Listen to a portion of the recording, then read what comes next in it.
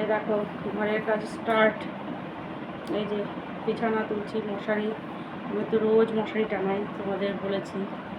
আর মশারি ছাড়া না ঘুম আসে না, খুব ভয় করে যে পোকা মাকড় যদি গায়ে পড়ে, তাই না? সেফটি মশারিটা। এই যে মশারি ভাঁজ করে, আমি আবার ঠিকঠাক করে ভাঁজ না করলে না করি না, রাখি না। আর আমার বাবা কী করবে, যেদিন মশারি তুলবে গলা করে এরকম পেঁচিয়ে রেখে দেবে, জানো। এই নিয়ে খুব হাসাহাসি করি, যে কাজের কুড়ে এসব বলি, জানো ওকে। যাই হোক, এই যে এখন এটা করে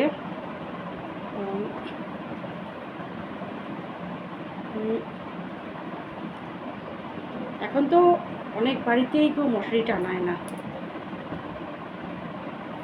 অনেক বাড়িতেই শুনি মশারি টানায় না। গরমকালে তো নাই, শীতকালেও টানায় না নাকি, একটা কাজ কম হয় আর কি। এই দেখো এখন এই যে পালিশগুলো সব রেখে বিছানাটা পরিষ্কার করে তারপরে ঘর ঝাড় দিয়ে, আমি ঘরটা ঝাড় দিয়ে ঘরটা এখন মুছি না, অনেক সময় মুছি অনেক সময় মুছি না।